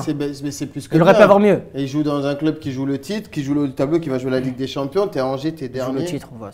Non, mais jusqu'à là. Je vois de quelle couleur est ton cœur. Alors pour te tromper, je suis 100% parisien. C'est vrai. Voilà, alors tu vois, c'est pour te dire. Sauf que faut dire la vérité, ce qu'il y a, c'est que pendant longtemps, Marseille, ils sont encore là. C'est vrai qu'ils étaient accrochés. Ils sont toujours là. En gros, ils jouent la Champions League, donc c'est un super transfert, 10 millions. Mais vraiment, après la Coupe du Monde, on avait vu plus. On se disait déjà Paris, éventuellement, on aurait pu se positionner. Mais comme pour Boufal, on n'aurait jamais pensé après la Coupe du Monde que Boufal allait signer au Qatar. Tu vois ce que je veux dire? C'est-à-dire qu'il y a eu beaucoup d'attentes et beaucoup d'espérances par rapport à des clubs. Amrabat, ok, bon, lui, on ne l'a pas laissé partir, mais cet été, il va sûrement partir. Lui, il va pour le coup, il doit partir dans un top club. Ouais. C'est pas possible autrement. Mais tu vois, il y avait une liste de certains joueurs où on se disait, ouais, là, ça va aller dans des top clubs. Ouais, et en fait, finalement, ça ne s'est pas vraiment fait. Ça n'a pas énormément bougé.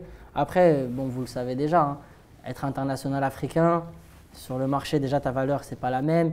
Tu as la CAN qui est en janvier, donc tu as plein de clubs qui calculent, qui se disent si je le prends, nanani. Jürgen Klopp l'avait confessé lui-même. Il se disait, avant d'acheter des joueurs africains, on se dit, bon, en fait, on va le rater pendant un mois. En plus, il joue dans une grosse nation. Ça va donc, il va aller loin, c'est ça, il va aller loin et tout. Ça les a saoulés avec Sadio Mané, Mohamed Salah, en plus, ils en avaient deux. Il ne prolonge pas Sadio Mané. Je pense que ça fait partie du calcul aussi. Et c'est la période. En décembre, pour d'autres, il y a la trêve. En Allemagne, il y a la trêve. Tu loupes un match ou deux matchs. Eux, c'est là qu'ils gagnent leur championnat ou ils le perdent. C'est ça. Eux, ils ont le Boxing Day. C'est le moment crucial. Donc, tu as besoin de tes gros joueurs. Tu te dis, bon, en fait, si au moment crucial, je perds le gars qui me met 15 buts, 20 buts par saison, qu'est-ce que je fais? Est-ce que je suis dépendant de lui? Je ne suis pas dépendant de lui? Je l'interdis d'y aller? Je ne lui interdis pas? Parce que des clubs qui avaient interdit à des joueurs d'aller en sélection, il y en a qui sont allés contre et qui ont dit non, de toute façon, c'est date FIFA, tant pis. Mais je me souviens, moi, Emmanuel Denis, là, qui est nigérian, avec Watford, avait refusé d'aller à la CAN et il est resté avec Watford. Bon, je trouve ça dommage, déjà d'avoir cet état d'esprit-là, de ne pas aller représenter ton pays. Pour moi, c'est ta priorité. Tu changeras de club, tu ne changeras pas de pays. Mais au-delà de ça, après, voilà, il y a aussi le calcul de se dire ah, mais si je reviens et que je suis boycotté.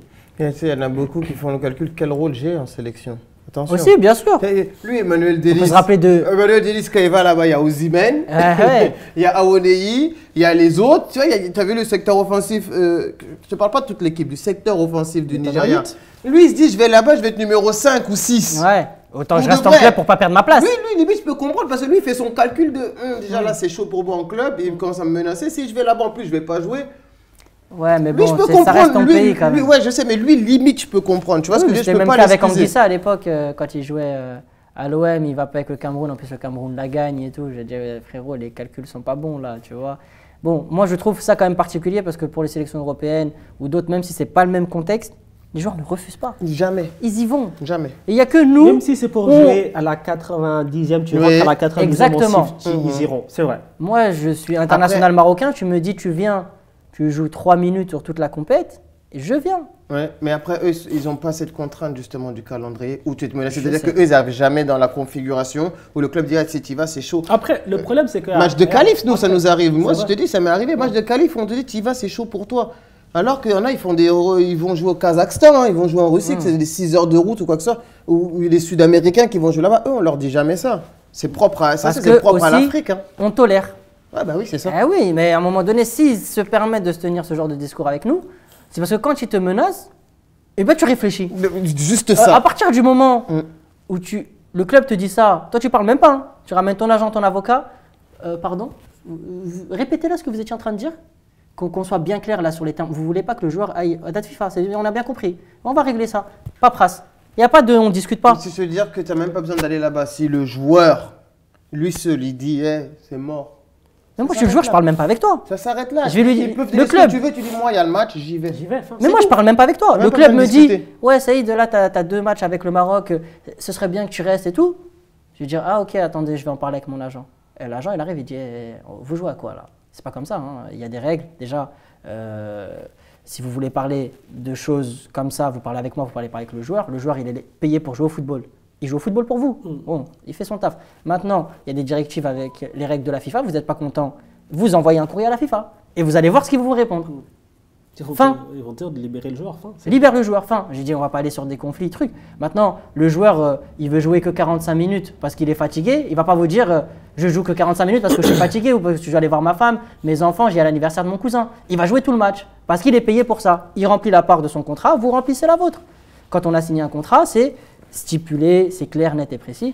Voilà, il faut être ferme parfois dans les convictions, dans les trucs. Il ne faut pas négocier ce qui n'est pas négociable. Nous, on a tendance parfois à ouvrir la porte au débat alors qu'il n'y a pas de débat. Voilà, À exactement. partir Mais du ça moment aussi, où c'est on ne parce ferme pas les qu'on a- portes, exactement. ça va être compliqué. On a une instance qui est faible aussi.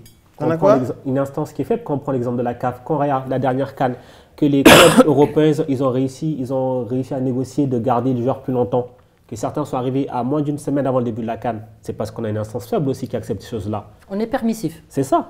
On est toujours dans le compromis. C'est vrai qu'à la CAN, je crois qu'il y a des joueurs qui arrivent 3-4 jours avant. 3-4 jours avant, Non, c'est mais ça. surtout, c'est vrai que c'est surtout que la CAN, la Coupe d'Afrique des Nations, a failli se faire dans un autre Mais continent. Dans un autre continent, Donc, ne pas avoir lieu, être Ça aurait été encore super décalé, au Qatar, c'est ça. infrastructure, tout le monde bien logé. Mais c'est la Coupe d'Afrique des Non, Nations. Franchement, non. Le jour où Allô, tu ça doit être en Afrique. Le jour où tu délocalises la CAN sur un autre continent, tu Bah, t'as failli T'as le fait- faire hein, t'as fait quasiment plus là, la mais CAN. heureusement que c'est le Cameroun et que c'est Samuel Eto'o qui est là et lui tu vas pas le Mais, faire entendre ce genre de choses. Hein. Voilà. Après ça, il faut arrêter ce fantasme-là d'aller jouer une CAN au Qatar. Ceux qui veulent jouer une CAN au Qatar, ils appellent ça comme ils veulent. Et puis, Ouais. on la joue là-bas et puis, ils ne nous fatiguent pas.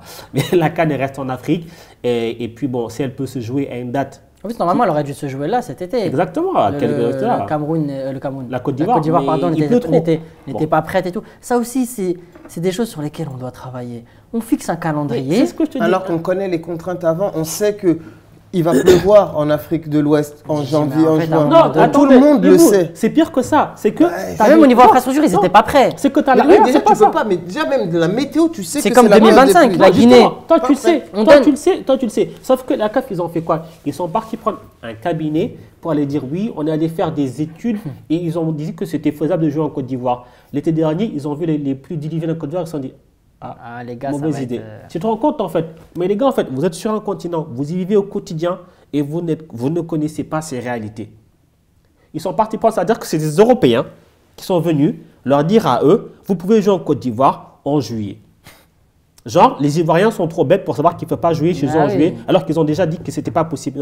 Non. Un cabinet audit européen est venu vous dire que c'est possible. Un cabinet qui nous a coûté 700 000 euros au Voilà, passage. mais on fait ça. À 700 000 euros, j'ai confiance en la qualité de l'analyse. Et c'est là que je dis qu'en fait, on a une instance qui est faible. Si on avait une instance qui était plus forte, mieux structurée, il y aurait beaucoup de choses comme ça et de manquements qu'on n'aurait pas. Parce que là, actuellement, on a une CAN, on ne sait jamais quand est-ce qu'elle se joue. On ne sait jamais où est-ce qu'elle se joue. On ne connaît même pas la fréquence. Voilà. Un coup, c'est tous les 2 ans, un coup, c'est tous les ans, un coup, c'est tous les 3 ans. C'est ça, en fait, c'est ça. À un moment Ok, donné. tu changes de calendrier, mais c'est jamais tenu. Jamais là, voilà. Et tu n'as pas fait ton propos, mais tu avais tout à fait raison. Sur la Guinée. Oui, mais l'obtention, même pas la Guinée, même sur les retards. La Guinée qui ne la fait pas, donc c'est pas bien. Mais Déjà, à quel moment tu lui donnes tous les autres ont du retard. Mais sur Oui. l'obtention, tous les pays là, qui doivent faire la CAN qui ont du retard ou qui ne la font pas, ils le savent depuis 2014. Depuis longtemps. Mais on Moi, attend je le suis dernier moment. désolé, je vais être très égoïste dans ce que je vais dire. Mais pour moi, l'obtention de l'organisation de la CAN doit être réservée qu'à un certain nombre de pays très limités, ceux qui sont capables de le faire. Et pour moi, il faut aller piquer dans le vif les autres pays en se disant, si vous la voulez, il faut vous mettre au niveau. Alors voilà, Maroc, Égypte, Afrique Mais du c'est Sud, vrai, je dis la même chose. Non, mais Afrique du tu Sud, sais pourquoi je rigole éventuellement Algérie. Tu sais pourquoi je Tu rigole vois Parce que ça me rappelle une discussion que j'ai eue C'est très égoïste, au Chan en Algérie avec un membre de la Fédération ivoirienne de football. On était assis et je lui tenais exactement le même discours. Moi-même, j'étais plein, je dis, écoute, moi j'estime que une fédération ou un pays qui n'a pas 80% d'infrastructures déjà prêtes, Ne peut pas on doit te postuler. dire tu ne peux pas postuler. Oui, je Voilà. suis d'accord. Une fois que tu atteins les 80%, tu peux postuler. Et à partir de là, on te regarde, on te dit oui ou non, c'est possible. Et il me dit, mais il m'a rigolé, il m'a dit, mais Mansour, je suis fou. Il m'a dit, mais si tu fais ça, aucun pays ne va construire quoi que ce soit. Tu crois que les pays vont d'abord construire et ensuite espérer accueillir? Tu Il vois, m'a dit, mais- et en fait, et c'est là que je me suis dit, mais Je suis pas Mais d'accord. la logique est inversée. Non, je suis pas d'accord parce que quand tu as les 80%, Ouais. tu sais que tu es éligible. oui, Voilà. mais justement, et c'est là que je me Mais suis la dit, logique le mal est inversée profond. de base, tu En fait, comprends et c'est là le que je truc, me dis bah qu'en non. fait, notre logique à nous et Ouais, notre c'est de logique dire, à eux, ouais, d'abord c'est ça, donnez-nous, la même, ouais. donnez-nous, Et après, on fait. ensuite on fait. Et tu sais, Et on fait pas même. et des tu fois. sais, en plus, on fait exactement, pas. et on fait pas. Et tu sais par quoi il a fini par me dire, il m'a dit, si on construit avant en espérant en plus, ça porte malheur. Et là j'ai dit, Ah ouais. Allez, merci. merci, Au exactement. revoir. Et pour te dire qu'en fait, le mal il est profond dans cette J'ai hâte de te instance. voir déjà. J'arrête mon ramadan, moi. Ça, il a trop entendu aujourd'hui. Et c'est pour ça que je dis en fait, voilà, le mal il est profond, alors qu'en fait, Et en plus, le pire, c'est que eux, sincèrement, ils pensent que c'est ce qui est logique. ouais. C'est ça le problème. Tu sais, tu es dans une discussion, ils pensent sincèrement que c'est ce qui est logique à ce C'est moment-là. terrible. Moi, je suis désolé. Moi, vraiment, bon, là, on est entre nous parce qu'on est d'accord, ça fait plaisir. Je peux y aller les 2 pieds à l'avant. Non, blague à part. Il faut piquer dans le vif. Parce que tout le monde veut organiser la CAN parce que ça ramène du tourisme chez toi, ça augmente ton économie. Il y a beaucoup de bienfaits, même en termes de soft power, c'est très bien. Mais pour moi, il faut établir une liste de pays qui sont capables d'organiser. Je me souviens, en 2017, il me semble, l'Égypte reprend au pied levé. De 19. 2019, Ouais, effectivement, ils reprennent au pied levé l'organisation parce que Ils on sont n'est prêts. on n'est jamais prêts. Eux, voilà, tu les préviens 4 mois à l'avance, ils te disent, ok, bon, on fait ça. Maroc, pareil. Combien de la CAN féminine, on l'organise parce que personne ne veut le faire parce que c'est pas rentable, donc c'est nous qui la faisons. Combien de matchs internationaux on accueille chez nous? On a reçu l'Algérie, on a reçu Le Burkina Faso, le c'est chez Burkina vous, c'est Faso, chez eux maintenant au Maroc. le hein. Mais la Soudan. Guinée aussi. Mais Oui, On a fait plein 10 de matchs pays. là-bas. Ils viennent tous jouer chez nous. Parce qu'en fait, tout est prêt. C'est carré. Mais le problème, c'est que ça ne peut pas être carré chez 4-5 pays et les autres, ils se disent, ah bah de toute façon, on s'en fout. Nous, on n'est pas prêts. On ira jouer chez le Maroc, on ira jouer chez les Égyptiens. Après, on ira l'Algérie, faire c'est ce qu'ils ont fait là. Ils ont Mais- construit, et maintenant ils sont éligibles parce que tout est déjà fait. Voilà. Alors qu'avant, ils se ont, sont ils ont forcés pas parce eu. qu'ils ont vu aussi que le Maroc avait énormément progressé sur ce truc-là. Ils se disaient, ouais, mais là, on prend du retard. Nous aussi, il faut qu'on avance. Et ils ont construit le Stade Mandela. Ils ont fait des trucs. Je pense que c'est un peu trop juste Et- pour la CAN 2025. Mais très certainement, ils accueilleront la CAN Mais je 2027. t'ai dit, mais il y a un autre truc aussi qu'il faut dire qui est très important pour pour les pays, c'est de laisser un peu ce côté de on peut tout faire tout seul. Mais une cocane, c'est super. Qu'on réalisait, ouais. Ça te fait. Après, je trouve que c'est dur quand même. Parce que Qu'est-ce qui déjà, est dur Qu'est-ce qui est quand il y a dur un seul pays qui s'occupe de l'organisation, Non, c'est pour pas certains évident. pays. Non, Maintenant, pour quand il faut se certains- synchroniser, Pour certains pays, tu es Non, ça, obligé il de y a faire une certains cocane. pays- Il y a certains pays, ils il y a peuvent pas faire certains la canne pays, tout C'est seul. trop lourd pour eux tout seuls. je me souviens, Gabon, Guinée. Et ça s'est très bien Équatoriale. passé. C'est très bien passé. Il y a certains pays, c'est me trop souviens. lourd Guinée pour eux tout équatoriale, seuls. ça s'est Guinée très bien équatoriale passé. et Gabon, Tu ouais. te mets d'accord entre eux, qui fait la cérémonie d'ouverture, qui fait la finale, celui qui a le meilleur stade et qui peut ramener plus de gens, c'est celui qui gagne. Et tu dis qu'au lieu de devoir avoir 6 stades, d'avoir toute la compétition, les infrastructures, et ben t'en as moins. Je suis pas un grand fan, moi, des corps. Ah, moi, je te dis que ça Après, peut bien ça peut être marcher. un compromis, mais c'est pas. ça dépend. Mais entre deux pays qui ont à Parce peu que je près la trouve même que ça culture va, et qui ça va sont fre- limitrophes. ça va freiner le développement. En de fait, se dire, t'as aussi des pays où ok, c'est- bon, on fait la moitié du taf, on fait la non. moitié du taf, et tu vas toujours te contenter de faire la moitié du taf. Moi, je veux dépend. vraiment Ça te fait inciter, avancer pour pouvoir en vraiment faire une. inciter moi à ce que les, Il y a des les nations pays- construisent. Il y Quoi. a des pays où si tu finis une CAN, tu te retrouves avec 6 stades, T'es mort, le Gabon. c'est des éléphants blancs que tu crées. Ouais. Tu vois, c'est ce que je veux dire. Il y a ça aussi qui joue. Et donc, il faut voir. Il y a certains pays, co-organisation, ça peut être très bien pour eux. Ben oui.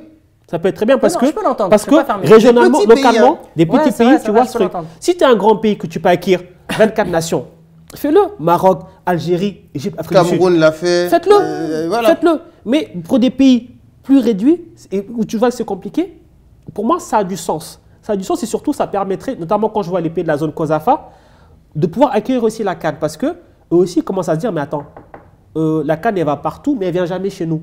Mais C'est vrai qu'il faut que tout le monde ait ce sentiment d'appartenance. Ouais. Ça, C'est c'est ça. la base dans C'est ça. toutes Et les finalement, sociétés. ils disent, Il finalement, faut que tu te la dises CAN, qu'elle t'appartient aussi. La CAN, elle fait partout. Elle était là en Afrique Et centrale. la CAN, elle va toujours a au même machin, endroit. Elle va machin au et tout. Maroc, elle va en Afrique centrale, Regarde, après elle va en là, Afrique c'est du très Sud. bien. Non, ça fait très longtemps, on l'a pas organisé. Non, je pas au Maghreb, en Là, gros. là, ils vont dire, regarde, la CAN, elle a fait Cameroun, elle va faire Côte d'Ivoire. Après, elle va sans doute aller Maroc ou Algérie.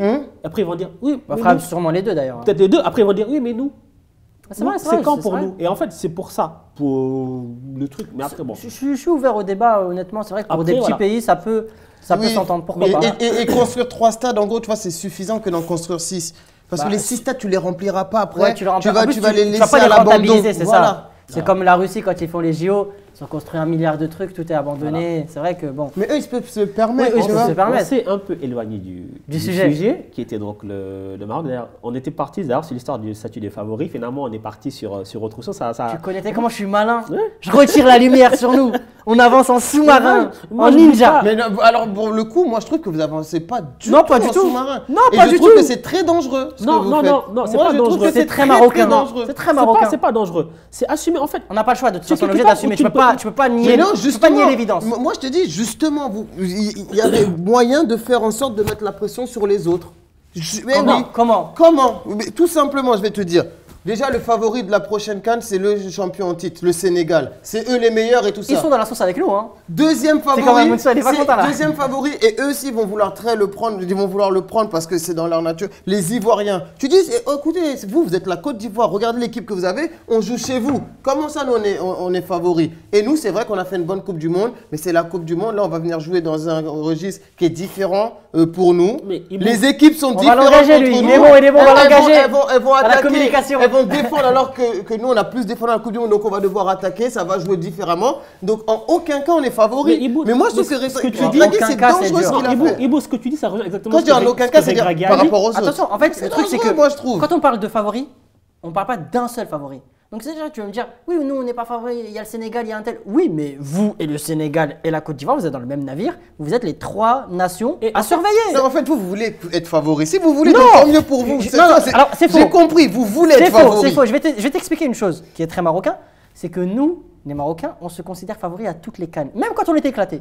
À toutes les cannes, Ah, on se ok. disait quoi? Cette année, la- c'est pas pareil. c'est pas pareil. C'est la bonne. Et tout le temps, nous, c'est pour ça que moi, j'ai Ah, ok. énormément fait ça, évoluer. Ça, je le savais pas, tu J'ai vois. énormément fait évoluer mon rapport au foot parce que même depuis les années 2010, 2012 et tout le temps je me disais, ah Belanda il est là en ce moment, Hossein Karja il est là en ce moment, tout le temps, et la désillusion. Et j'ai appris à ne plus rien attendre en me disant, tu vois là la Coupe du Monde, j'attendais rien. Ouais. Et donc j'étais content. Et là c'est pareil, j'ai appris, CAN 2019, je me souviens, on gagne les 3 premiers matchs. 9 sur 9, c'est jamais arrivé dans l'histoire du Maroc. Je dis, 2019, elle est pour nous et personne d'autre. Là, t'as le Bénin- Attends, t'as le Et Bénin là, on qui se fait arrive. sortir par le Bénin. Oui, mais attends, mais tu regardais pas l'Algérie jouer, toi, en 2019, alors? Mais je me disais, on Mais après n'avait le rien premier à leur match, envier tout le en monde savait que 2019. c'est Après En le premier 2019. match, c'était sûr que l'Algérie gagne On cette bat- on CAN. bat- on bat Ils même étaient la- tellement trop forts. Mais on bat même la Côte d'Ivoire en poule. Ouais, c'est vrai. Mais que le Maroc batte la Côte d'Ivoire, ben ça se vaut, tu vois, ça se tient, moi je trouve. Après, C'était pas un 2019, exploit pardon, pour c'était moi. 2017 parce que c'était sous Hervé Renard. Ah, moi je te parle de Pardon, 2019. pardon, je parle de 2017. Ah. Là, on sort contre le Bénin. Non, 2019, on sort 2019, contre le Bénin. sortait contre Non, le j'avais Bénin. raison, c'était 2019 contre le Bénin, c'était la dernière CAN Penalty d'Hervé Renard. de JS sur le poteau. Effectivement. Tu as la mémoire? C'est vrai, non, c'est vrai. Et Bouffal qui Lui, tire au-dessus lui, aussi, il me il a une semble. super mémoire quand ça va mal pour les autres pays. Il a C'est bien, ça- il a bien c'est raison. sa Il spécialité. a bien raison. C'est hey, sa je spécialité peux- numéro Je peux 1. te sortir tous les faits d'armes malheureux du Sénégal, mais bon, si on parle du Maroc. Mais pour revenir quand même, je trouve que Regragui, par contre, il est bon dans ce discours parce qu'il a dit, oui, on est favori, mais Justement, je trouve que ce sommet est intéressant. Il y a d'autres équipes. Et en fait, quelque part, ça rejoint un petit peu ton discours à toi et bon en disant, il y a aussi le Sénégal, il y a aussi la Côte d'Ivoire, et il y aura aussi d'autres équipes qui connaissent les rouages de la CAN, comme l'Égypte. L'Égypte, même avec une génération moyenne, ils vont en finale. L'Égypte, c'est trop. Et je trouve que donc, faut voir. Ça me fait penser un peu à ce que l'Algérie a fait. Il faut accepter son statut. Ce que l'Algérie a fait, ça me fait penser un peu à ça. C'est-à-dire que attention, parce que 2019, ils n'étaient pas favoris. Malgré eux. Moi, je te parle. Mais moi, je te parle d'après ça. Après un bon résultat, l'Algérie, quand ils sont champions, en plus, ils ont l'invincibilité. Ou, après, le discours, il change. Et, dû au fait que le discours change, c'est-à-dire que toutes les autres équipes, maintenant, l'équipe à abattre, c'est l'Algérie. Oui, donc, tu as tout le monde qui est limite contre l'Algérie, qui veut battre l'Algérie. Et boum, et ça s'effondre parce que en fait, tu n'es plus prêt. J'ai envie de te dire, même si on ne dit pas qu'on est favori et qu'on fait les mauvaises langues et qu'on commence à dire non, c'est pas nous. Tu crois qu'on n'est pas déjà la nation à abattre là, à la CAN ? Tout le monde veut battre le demi-finaliste de la Coupe du Monde, c'est normal. Et donc, du coup, nous, on se dit quoi ? Mais avançons à découvert. Allons-y. De toute façon, on n'a rien à perdre. De toute façon, vous mettez un peu trop de pression. Tout le monde veut nous taper, ça c'est clair et net. Comme le Sénégal, champion en titre, il y a pas de. Tout le monde veut les taper. Ah franchement, nous, il y a trop de gens qui sont sur notre dos. Mais oui, c'est normal. Oui, mais parce que les Sénégalais en plus, tout le monde. Vous avez votre coach qui dit jamais on est favori de quoi que ce soit. Mais il n'a pas besoin de le dire. Tout le monde le sait. En plus, le Sénégal était connu un peu comme les éternels losers, ceux qui gagnaient jamais de titre et tout. Et ils ont cassé ce truc-là. Maintenant, ils ont un titre avec une très belle génération. J'allais te dire, personne va venir et se dire « Oh, le Sénégal, personne ne va vous calculer. » Mais bien sûr que non. Iliman Ndiaye, Kalidou Koulibaly, Sadio Mané, bien sûr qu'on vous attend de pied ferme. C'est normal. Il faut savoir reconnaître quand tu es sous le coup des projecteurs et ne pas avoir peur de la lumière. N'aie pas peur de la lumière. N'aie pas peur de la lumière. Avance vers la lumière. J'ai envie de te dire, c'est même pas la lumière. Je veux que ça là, soit la lumière, mon ami. Que ça là, on le garde celui-là. Parce que après, quand ça va mal se passer, je veux ni que toi. Je veux pas vous entendre. Donc, oui, mais en fait, je vous ai dit, arrêtez de vous mettre en avant. Faut pas avoir peur de la lumière. On va refaire le podcast. Mansour, il faut lui expliquer un truc. En tant que Sénégalais et en tant que Marocain, nous avons toujours une graine dans la tête qui nous rappelle que la désillusion est possible. Ouais. On le sait parce qu'on a trop vécu, on a de l'expérience. Ça veut dire que là, on est confiant, il n'y a pas de problème. Mais demain, je te le dis, le Maroc sera en quart de finale de la CAN. Je peux potentiellement m'y attendre. Ouais. Je me dis oui. Retour au quotidien. On a l'habitude. Mais tout à l'heure, vous m'avez dit minimum finale. Maintenant, vous commencez à changer vos trucs. Ah, j'aime bien. C'est pas ce qu'on a dit. On va discuter. Non, attendez. Tu vois, Mansour, moi, c'est ça que je lui reproche. Il écoute qu'avec une seule oreille. Mais on a deux oreilles, mon garçon. Qu'est-ce que vous avez dit? Deux choses. On a dit, si on ne va pas en finale, c'est un échec sur le papier. Minimum finale. J'ai pas dit minimum finale, on va le faire. J'ai dit qu'on doit le faire. Ce qui est quand même une sacrée différence. Vous devez aller en finale. Mais si vous n'y allez pas, vous n'êtes pas déçu. Mais évidemment qu'on sera déçu. Mais c'est normal. De toute façon, tu te fais sortir de n'importe quelle compétition, tu es déçu. Ouais. Moi, tout ce que je dis, c'est on doit aller en finale. C'est ce qui doit être écrit. C'est ce qu'on doit écrire. C'est l'histoire qu'on doit écrire. Maintenant, si on sort en quart de finale, finalement, on sort les bonnes vieilles habitudes. C'est tout. Je ne dis pas plus, pas moi. Après, tout dépend aussi de comment tu sors. On va ressortir les cartons. Tout dépend de qui te sort et comment tu sors. Mais tu sais, même ça joue beaucoup, ça. Le discours de on veut aller en demi, et après ce sera un truc. Mais si tu vas en demi, c'est que tu as envie d'aller en finale. Si tu vas en finale, c'est que tu as envie de gagner. C'est quoi l'ambition mesurée là? Si on va en finale, on veut gagner la finale. C'est pas ambition mesurée, c'est de dire. Si on va en demi-finale, c'est le minimum. C'est le minimum. Tu utilises des minimums. C'est comme quand tu étais en. C'est juste ça, c'est pas ça. Ce minimum-là, me dis pas que ça y est, tu t'es contenté de ça quand tu parles en finale. Mais moi, impossible. C'est quoi? Je vais te faire plaisir. Du miel pour les oreilles. Aujourd'hui, à l'instant T et en janvier 2024, ce sera la même chose. Je veux gagner la CAN. On n'a plus gagné depuis 1976. Voilà. Évidemment que je veux gagner la CAN. Mais là, tu vas dire, là, il me dit voilà, en mode, vous mettez pas dans la lumière les mecs, vous mettez trop de pression. Et quand je dis ça, il me dit voilà. Mais oui, parce que c'est un double discours de on veut aller en demi-finale. Mais si tu vas en demi-finale, c'est que tu vas aller en finale. Si tu vas en finale, c'est que tu veux la gagner. Donc dites, on veut gagner la CAN. Non, on veut gagner la CAN. Mais on se dit, on se dit que c'est le minimum acceptable. À l'époque où tu jouais la CAN avec la Guinée, vous y allez pourquoi? Mais nous, on va pour faire le meilleur des parcours parce qu'on n'a pas cette ambition-là. Nous, on ne fait pas de finale de Coupe du Monde, de demi-finale de Coupe du Monde. On ne fait pas de demi-finale de Vous voulez gagner le match d'après? Nous, on veut être l'équipe. Après, attention, parce que nous, avant la demi-finale de Coupe du Monde, nous, on ne faisait pas de finale de demi-finale de Coupe du Monde. Hein. On était dans le même. Oui, non, je suis d'accord avec toi. Mais tu nous fais passer pour des habitués, j'aurais bien aimé. Vous êtes déjà plus habitués au quart de finale de la CAN que nous, la Guinée, oui ou non? Ouais, mais quart de la. Ouais, ma foi. C'est pour te dire où nous on est, nous. Ah bien sûr, c'est pas pareil. Je suis d'accord, c'est pas pareil. C'est pas pareil, tu sais, tu peux pas voir le même truc. Évidemment. Tu vas aller le plus loin possible.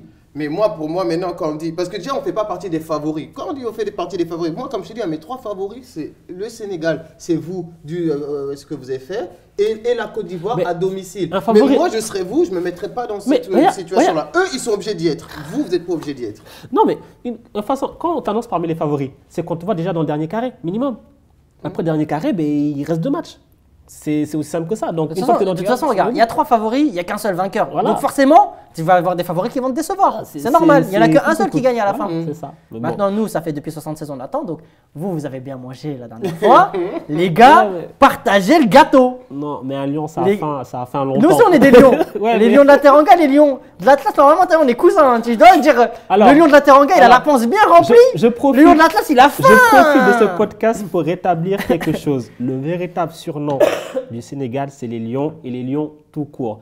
Votre histoire de lion de la Teranga, là, ça a été inventé par un journaliste français, Idi Hamel, et ça a été repris partout.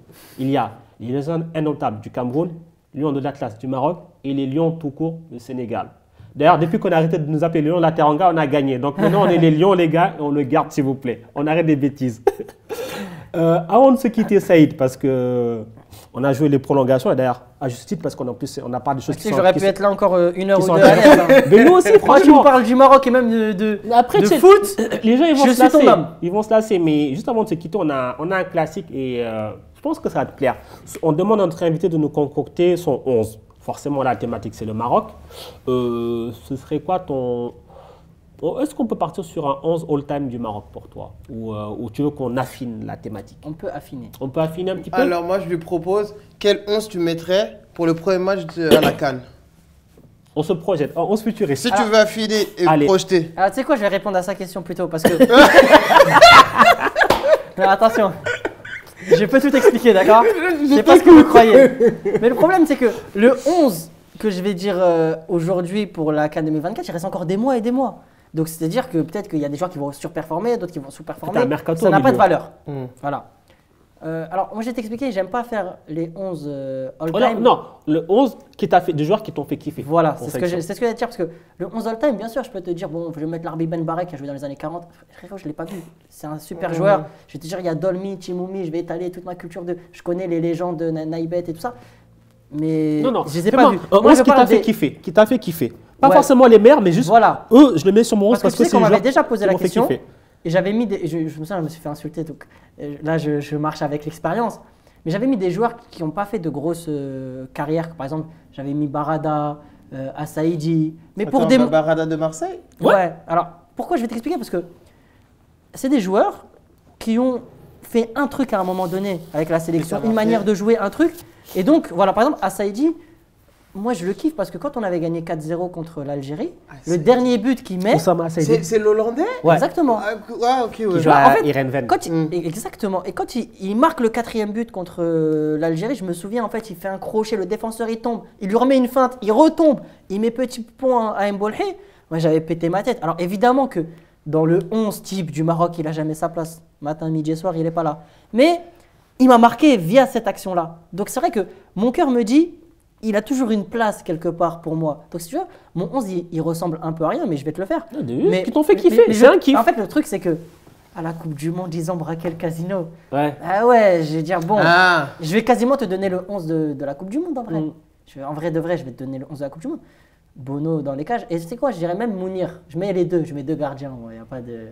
Choisir, c'est renoncer. Une mi-temps chacun. Ouais, une mi-temps chacun. Parce que même Mounir, quand on le voit contre la Belgique, là, à la Coupe du Monde, fait un match extra. Je me souviens de ce qu'il a fait à la Coupe du Monde 2018. Et ça, j'oublie pas. C'est à la Coupe du Monde 2018, il fait une super compétition. Certes, les résultats ne suivent pas collectif, mais bon, voilà, moi je mets 2 gardiens. Bono, Mounir. Défense centrale, Saïs, Aguerd. J'aurais pu mettre Benatia, qui est vraiment… Allez, tu sais quoi, je ne vais pas mettre Aguerd, parce que je trouve qu'il a encore… de la marche pour rentrer dans ce truc-là. Là, je parle d'âge malheureusement, mais je vais mettre Benatia Saïs. Parce que Benatia, très longtemps, ça a été le capitano, on l'a appelé comme ça. Et surtout, en fait, ça a été une très grosse fierté pour nous. Parce que c'est un joueur marocain qui a cassé les plafonds de verre. Il a signé dans les très très gros clubs. Aujourd'hui, c'est un peu plus courant d'avoir des Marocains dans des gros clubs. Mais à cette époque-là, il y en avait très peu. Il y avait Ouhassine Karja qui jouait à l'Inter Milan. Il y avait lui, mais lui, il a quand même joué au Bayern Munich, il a joué à la Juventus, en étant titulaire par phase, hein, quand même. Au Bayern, un peu moins, mais il a été un joueur important dans les deux. Ah, l'AS Roma aussi. À l'AS Roma, il était capitaine. Bon, AS Roma, ouais. Et vraiment, c'était une fierté de se dire Mehdi Benatia, il est marocain. C'est vrai.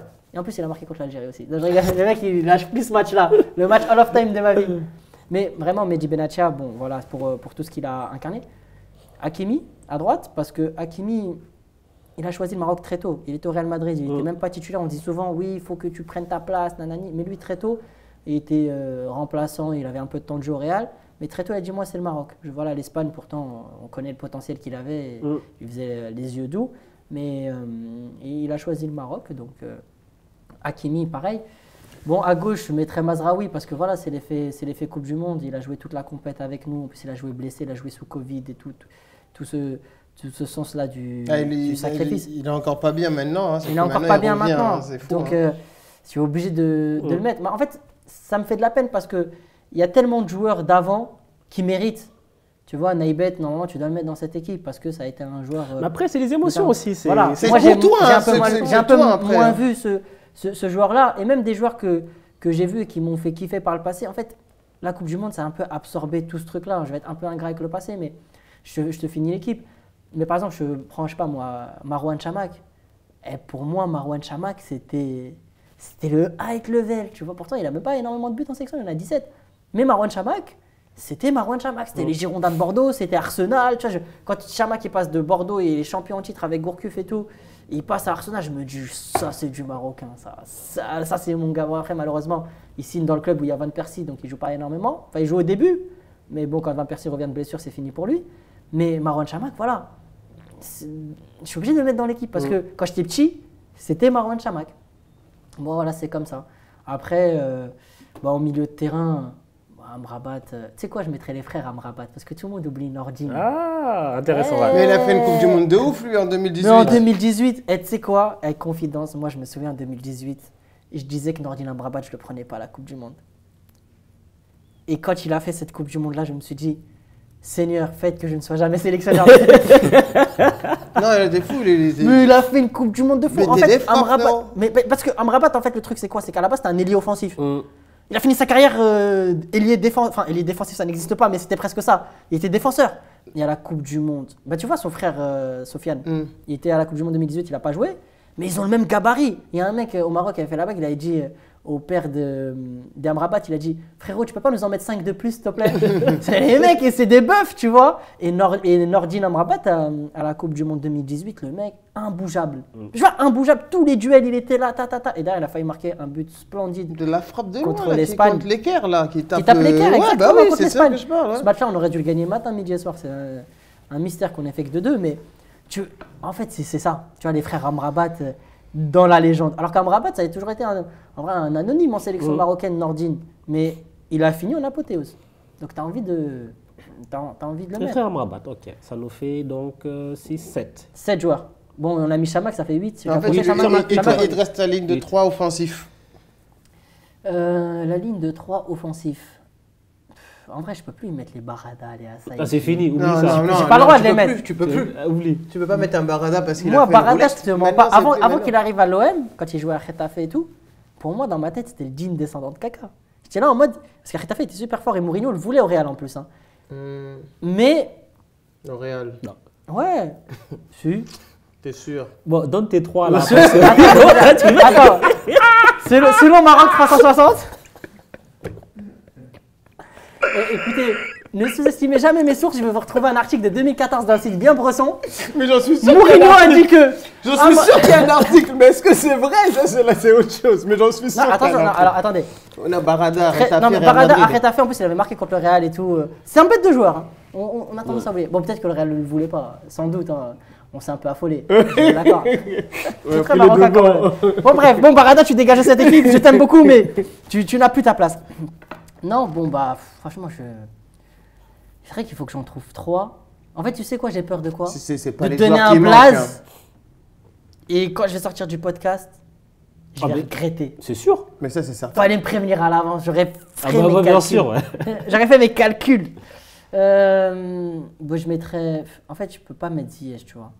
Parce que Ziyech, pour moi, son histoire, elle n'est pas terminée. Et il y a eu trop d'interruptions. Donc, je veux pas mettre Ziyech tout de suite. Peut-être que je le mettrai un jour. Donc je ne vais pas me dire. Bouffal, pareil, parce que Bouffal, en finale, c'est des performances ponctuelles. C'est-à-dire que. Oui, c'est voilà, vrai qu'il n'y a pas je fais encore très- le long terme. Moi, je vois ce que Il n'y a tu pas veux de long terme. Et en plus, ce n'est pas un gars qui a fini les actions. Mm. Pour moi, il manque un truc. Il n'a pas marqué de son empreinte l'équipe. Je ne peux pas mettre Bouffal aussi dans cette équipe-là. Donc c'est vrai que là, je suis un peu pris de court parce que, bon, tu vois, les Jawad Zahiri, tout ça, c'est pas les Haji. Tu sais que au final, c'est pas exclusivement Coupe du Monde 2000. Oui, bien sûr. Mais 2022 tu vois, là. Hein. moi, j'ai commencé à regarder le foot très tard parce que chez moi, personne ne regardait du foot. Mon père, rien à faire du foot. Ma mère, rien à faire du foot. Mon petit frère, rien à faire du foot. Donc, j'ai dû me battre en fait pour regarder du foot dans mon coin streaming, aller dans les cybercafés quand j'étais en vacances. Et tout ça. Donc, j'ai commencé à regarder assez tard le foot. Et moi, le foot, pour moi, c'est les émotions. C'est ce que tu as vécu. Quand les gens ils te disent ouais Pelé il est dans l'équipe type Hall of Time, je dis mais frérot il jouait, t'étais même pas né, arrête de me dire Pelé, je sais pas quoi, Maradona. Les gens qui l'ont vu peuvent en parler, mais toi tu peux pas. Je vois des mecs qui ont 22 ans, 23 ans et qui te Ils disent disent Pelé, ouais. ouais Pelé c'était une dinguerie, il est un Mbappé, il est un Zidane, mais t'en sais rien, tu l'as pas vu jouer. Et je vais pas juger des compiles en 144p en noir et blanc. Mais il y a Arrête. des gens qui sont fans de Manchester City. Oui après, mais Mais- les mecs qui sont nés plus tard. Non mais il y a Ça des gens. n'existe pas. Nous, on ne connaît pas de, Alors attention, de parce personnes que qui ont City, supporté tu peux être fan de- Manchester tu peux être fan City. de City parce que City, ils ont une histoire, hein, mine de rien. Ils sont là depuis très longtemps. C'était Moi, le je club parle- ouvrier Oui, à mais Manchester. je te parle pas Il y a, de ça. il y a des, il y a Toi, des tu connais authentiques. quelqu'un qui supportait Manchester City avant? Mais Vraiment? évidemment que non. Même Chelsea. Rien que Même, Chelsea. même Chelsea. Ouais. Bah voilà. Voilà, toutes ces Donc, hype-là les- et tout et ça. Par les c'est gars, là par, que par je les viens gars, par avec les toi. gars de là-bas, ouais. Voilà, Ouais. c'est ça. À part les gars, oui, de Manchester ou de Chelsea, tu vois ce que je veux dire? Et évidemment. Mais de nous, là, Après, Paris ça- ou ça la va banlieue ratisser ou quoi des que ce nouveaux soit, trucs. il n'y a pas de supporter de... Mais non, moi, je suis fan de Chelsea. Tu supportais Évidemment. Chelsea qui avait Zola ou Gullit, toi? Bah oui, évidemment. Ah non, alors. Donc c'est pour ça que moi, voilà, j'aime pas tomber dans ce truc-là de dire je vais citer des noms juste parce que c'est des gens. Je vais dire ouais, mais en fait, je vais te dire Dolmy parce que en 86, premier joueur qui Tu a sais qu'en permis. fait, là, tu es en train de te donner du temps pour pas... Si. T'es bon, hein? Oui, parce que tu es en train de réfléchir, tu dis comment je vais attendre. T'as Je vu suis comment pas je sûr brode entre les depuis deux. tout à l'heure, le podcast, il va gratte, durer. il gratte parce qu'il sait pas encore qui. Franchement, je te mens pas. Franchement, je sais pas. Ben, mais ça a C'est été quoi? Barada Allez, déjà. Je vais mettre. Non, il a dit non. Je vais mettre Wassine Karja. Ouais. Parce que pareil, capitaine. Mm. Et pareil, j'avais cette fierté-là, le fait qu'il joue à l'Inter Milan et tout. Et c'est un leader. Ouais. C'est un mec qui avait du caractère et tout. C'est vrai. J'étais content quand il était sur le terrain. Moi, j'avais joué contre Parce lui que je encore me, à l'époque. je me disais, voilà, quand il est là, il est vraiment là, tu vois. Après, qui est-ce que- Belanda, non? C'est.